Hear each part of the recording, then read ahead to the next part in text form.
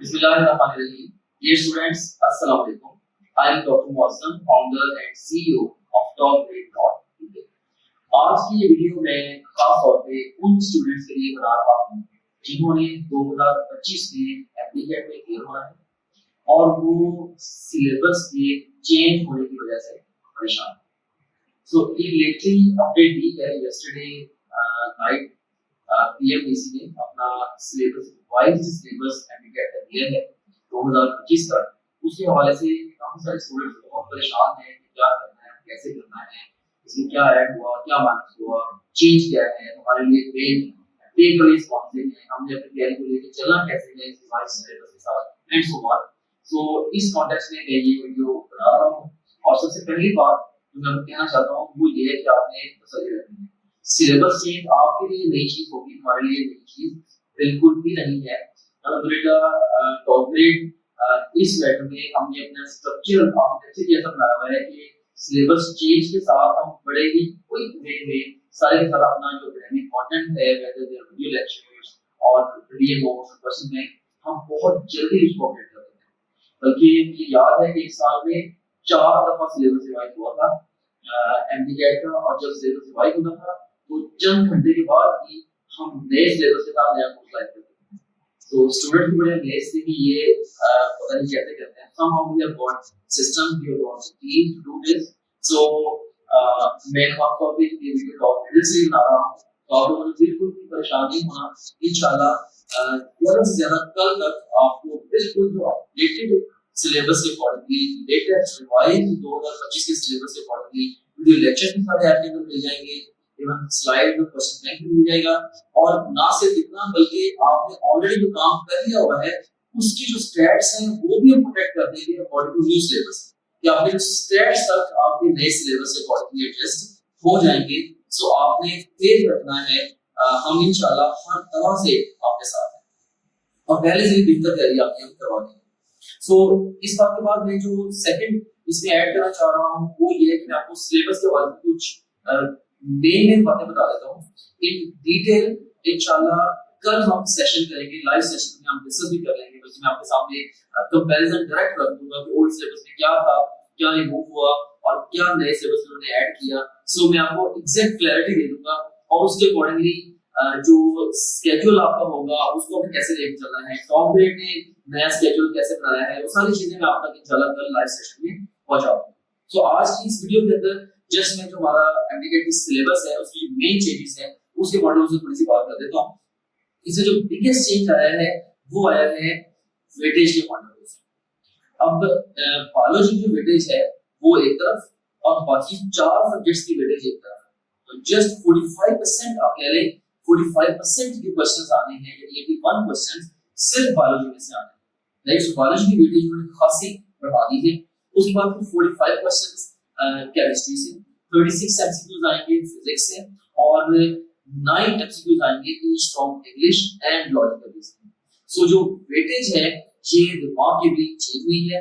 इन्होंने बायोलॉजी में और लॉजिकल रीजनिंग इन्होंने एमसीक्यूज का काउंट बढ़ाया है, बायोलॉजी में बहुत रिमार्केबली बढ़ाया है और लॉजिकल रीजनिंग में थोड़ा सा काउंट इंक्रीज किया है, 6 से 9 एमसीक्यूज कर दिए हैं।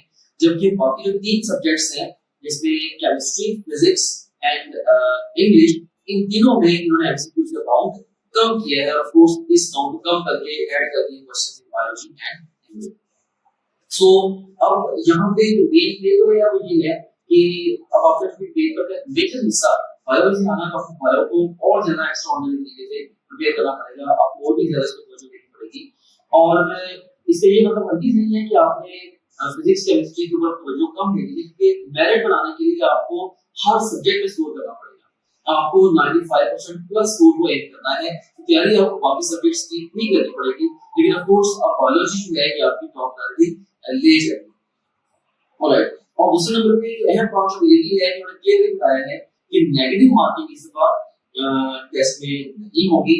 और नेगेटिव मार्किंग ना होने का मतलब ये है कि आपने कोई भी क्वेश्चन अपने फाइनल एग्जाम में अनअटेम्प्टेड छोड़ के नहीं आना। अगर आपको रैंडम गैस भी लगाना पड़े आप लगाएं, क्योंकि आपको सिर्फ फायदा हो सकता है, नुकसान होने की चांसेस नहीं है। तो ये बड़ी अहम बात है, अहम इंफॉर्मेशन है जो कि आपके पास होनी चाहिए। और तीसरे नंबर पे उन्होंने एक और चीज इसके अंदर यही है, अपने इस रिवाइज लेवल की मेंशन की है कि जो क्वेश्चंस के डिफिकल्टी लेवल है वो ये मिक्स करके क्वेश्चंस देंगे। जैसे उन्होंने कहा है कि 15% वो इजी क्वेश्चंस देंगे और 70% मीडियम डिफिकल्टी क्वेश्चंस देंगे एंड 15% हार्ड एमसीक्यूज देंगे।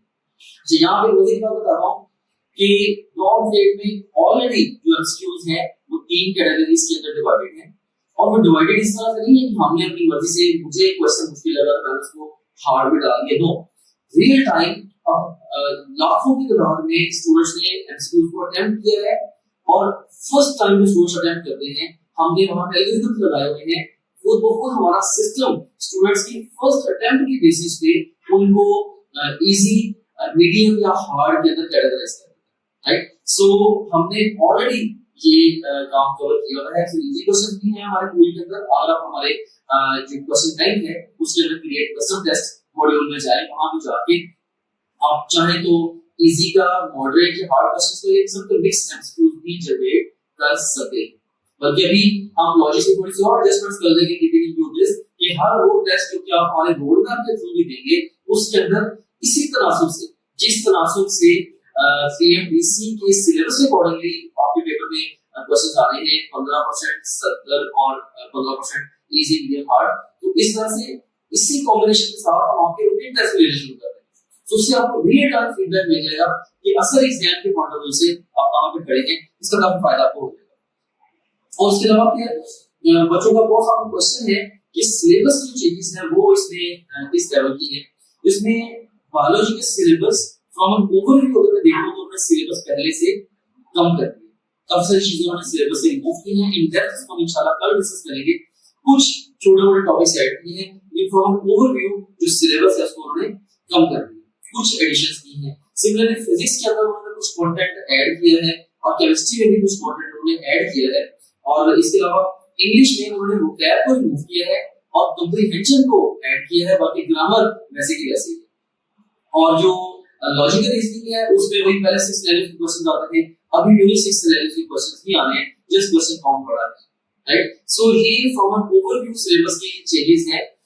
तो इंशाल्लाह जो भी एग्जैक्ट हम आपका जो डॉक्टरेट का सर्टिफिकेट का कोर्स है आप जिस भी प्रोविंस से हैं, हम एग्जैक्ट आपके कोर्स कंटेंट को मैप कर देंगे with the PMDC revised syllabus, ठीक है। तो आपको वहां पे जो भी मिलेगा कंटेंट वो रिवाइज सिलेबस के साथ इन अकॉर्डेंस होगा।